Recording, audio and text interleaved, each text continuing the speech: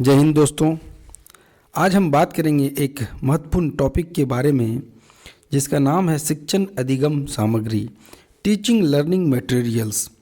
और किसी भी तरह के आप शिक्षक के एग्ज़ाम देने वाले हैं, चाहे वो एसटेट हो, जेटेट हो, सीटेट हो, हरियाणा टेट हो, चाहे कोई भी टेट हो, आप देखेंगे कि इस चैप्टर से सवाल आए हैं और आएंगे।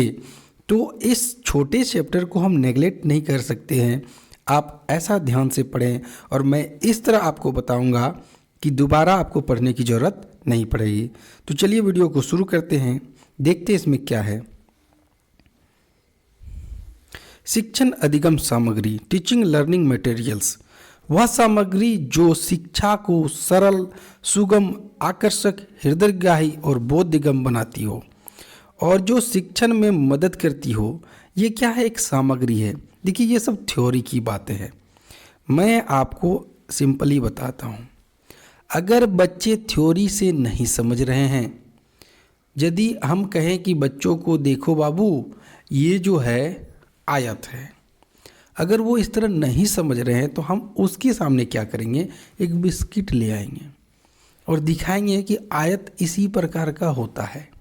तो ये जो हमने यूज किया वो शिक्षा को सरल बना दिया और आसानी से बच्चे समझ पाएँ।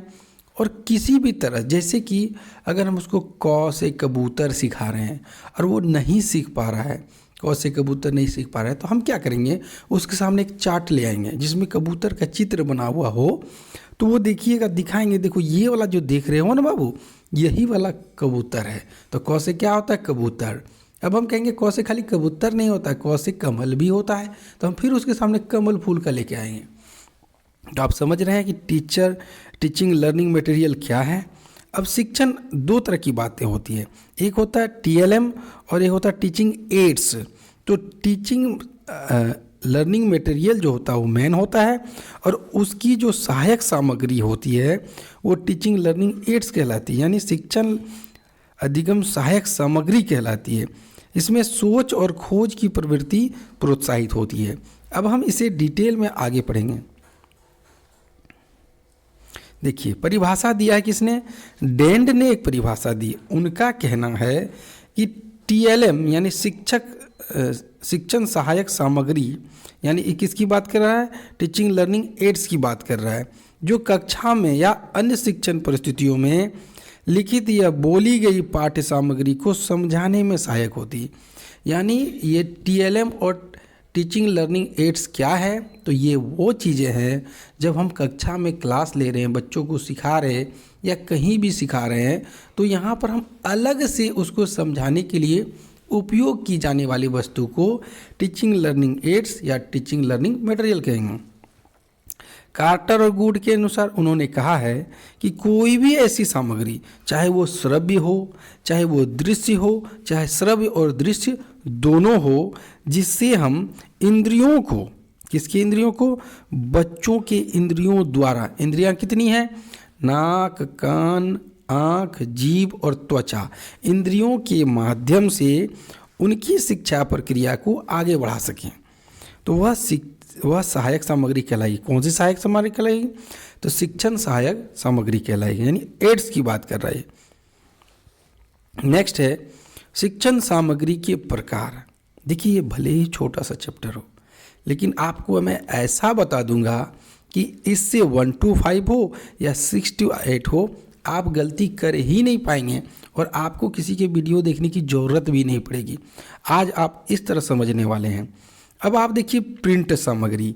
तो प्रिंट हम सभी जानते हैं, जो भी चीज़ हम प्रिंट करवाते हैं यानी छपवाते हैं, जैसे कार्ड हो गया, पंपलेट हो गया, किताबें हो गई, और भी मैनुअल्स यानी मार्गदर्शिका, बहुत चीज़ें हम लोग छपवाते रहते हैं। आए दिन कार्ड छपवाते हैं, शादी के लिए कार्ड छपवाते हैं, बर्थडे पार्टी के लिए बहुत चीज़, बैनर छपवाते हैं।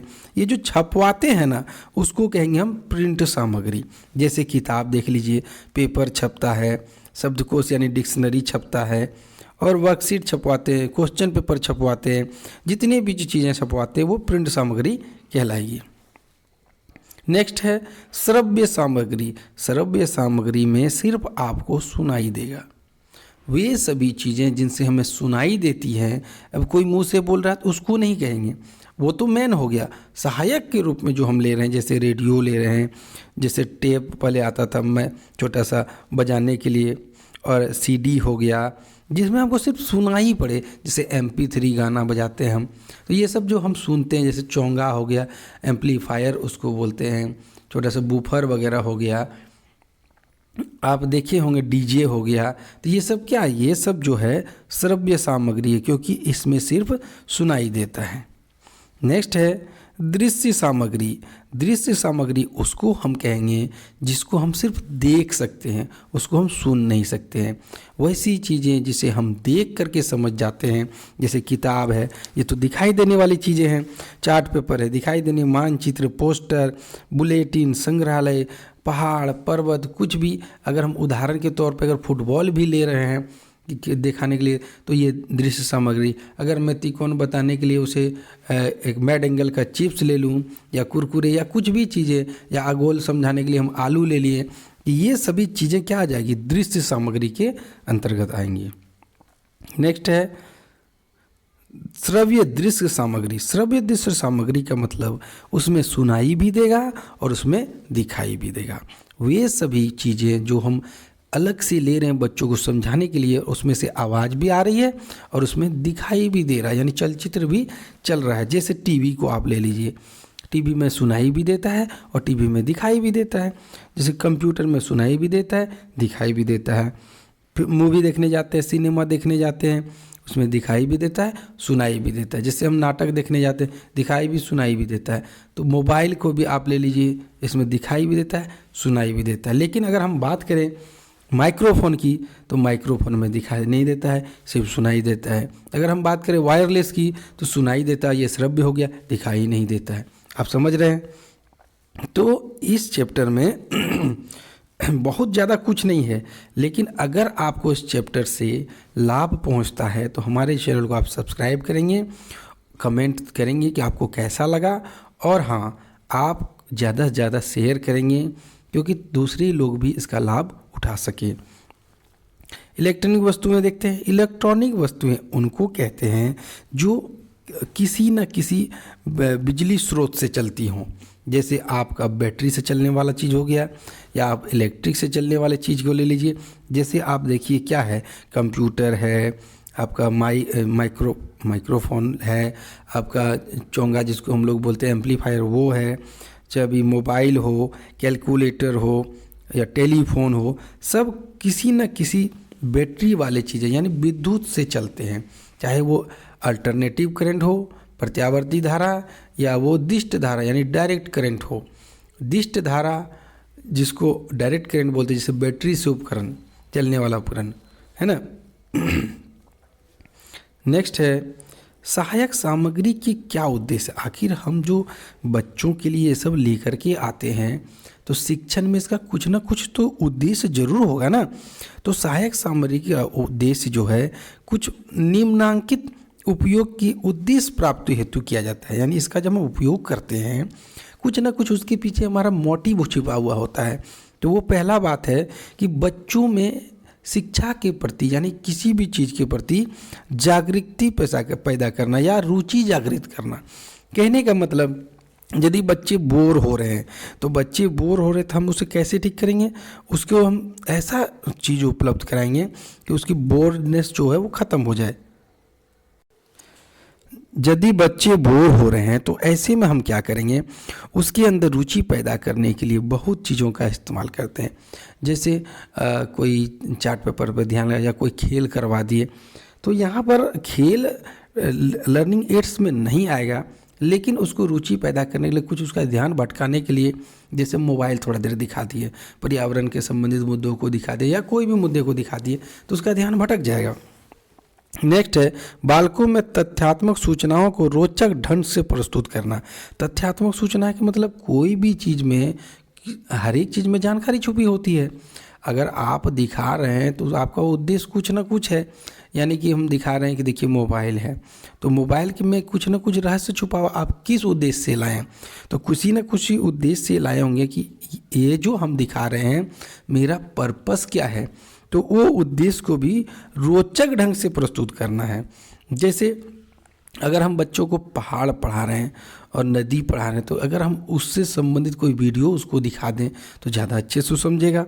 तीसरा, छात्रों को अधिक क्रियाशील बनाना।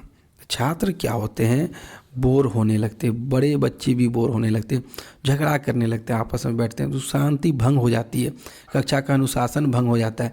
ऐसे में अगर उसको हम कुछ रेडियो चला के या पर्दे पर कुछ चला के बढ़िया सा कहानी सुना दे या दिखा दे तो वो देखिए कैसे शांत बैठेगा, अनुशासनशील हो जाएगा। सीखने की गति में सुधार करना, तो सीखने की गति में सुधार करना है, ठीक है। सीखने की गति में सुधार करने से क्या मतलब है, जब आपकी रुचि नहीं होती कोई विषय में तो आप बड़े लेट से सीखते हैं, लेकिन जैसे ही आपके अंदर वो रुचि आ जाती है आप इंटरेस्ट ले लेकर के सीखने लगते हैं, है ना। अगला है जटिल विषयों को भी सरस रूप में प्रस्तुत करना। जटिल विषय हैं कुछ पर्यावरणीय मुद्दे जैसे पठार, पर्वत, ये सभी चीज़ें बच्चों के लिए जटिल मुद्दे होते। जैसे अगर हम दिखाएंगे उसे पश्चिमी विक्षोभ, समुद्री लहरें, चक्रवात, ये सब सुनने में बड़ा आसान लगता है लेकिन बच्चों के लिए जटिल मुद्दे होते हैं।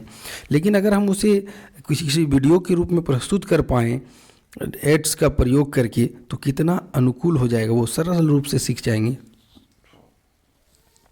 अभिरुचि पर आशा अनुकूल प्रभाव डालना, यानी जब हमने बच्चों की रुचि को समझ लिया कि बच्चे क्या चाह रहे हैं और उसी अनुसार हम कुछ कर दिए तो उस पर प्रभाव डाला गया। तीव्र बुद्धि और मंद बुद्धि छात्रों को योग्यता अनुसार शिक्षा देना। देखिए तीव्र बुद्धि वाले तो बड़ी आसानी से सीख जाएंगे, लेकिन जो मंद बुद्धि वाले हैं उन्हें जब तक हम टीचिंग लर्निंग एड्स या मटेरियल का इस्तेमाल नहीं करेंगे उन्हें उतने अच्छे से समझ में नहीं आता है। जैसे हम लोग तरह तरह के उदाहरण लेते हैं तो उदाहरण को अगर दिखा करके किया जाए तो बड़े अच्छे से बच्चे सीखते हैं। बालक का ध्यान पाठ की ओर केंद्रित करना, यानी यदि वो नहीं पढ़ रहा है, वो बदमाशी कर रहा है तो ऐसे में जैसे कि होता है ना, कभी कभी हम लोग चुटकुला सुना देते हैं तो चुटकुला सुनाने से कुछ बच्चों को समझ में आया और कुछ बच्चों को नहीं समझ में आया, तो जो जिसको समझ में आया वो तो आपकी ओर ध्यान आकृष्ट हो गए, लेकिन जो समझ में नहीं आया तो उसको हम लोग क्या कराते, तरह तरह की गतिविधियाँ करवाते हैं शांत रखने के लिए। चलो बाबू गाना सुना एक ठो, ऐसे बोल देते, या तुम एगो गाय पर 4 लाइन बोलो, तो हम उसको व्यस्त करते हैं। लेकिन उसकी जगह में अगर हम किसी टीचिंग लर्निंग एड्स का इस्तेमाल कर लेते हैं तो वो ज़्यादा बेहतर रहता है। अमूर्त पदार्थों को मूर्त रूप देना, जैसे मैंने बताया डी फॉर डॉल्फिन, एक बच्चे को कहा कि डी फॉर डॉल्फिन, तो वो तो बोलेगा ही डी फॉर डॉल्फिन, लेकिन उसे पता नहीं कि डॉल्फिन क्या होता है। तो जैसे हम उसकी छवि उसको दिखाएंगे एक चार्ट पेपर में या उसका जो आता है चार्ट, उसमें अगर हम दिखाएंगे तो वो ज़्यादा बेहतर समझ पाएगा, अरे इसी को डॉल्फिन कहते हैं। तो अमूर्त को हमने क्या किया, मूर्त रूप दे दिया।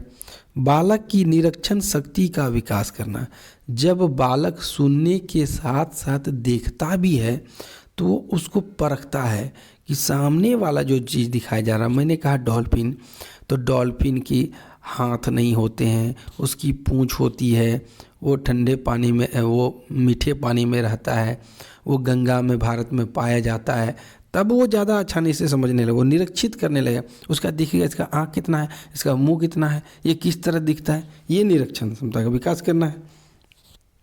तो इस वीडियो में बस इतना ही है, लेकिन इस वीडियो को छोटा समझने की भूल नहीं कीजिएगा, ये अत्यंत महत्वपूर्ण है आपके एग्ज़ाम की दृष्टि से।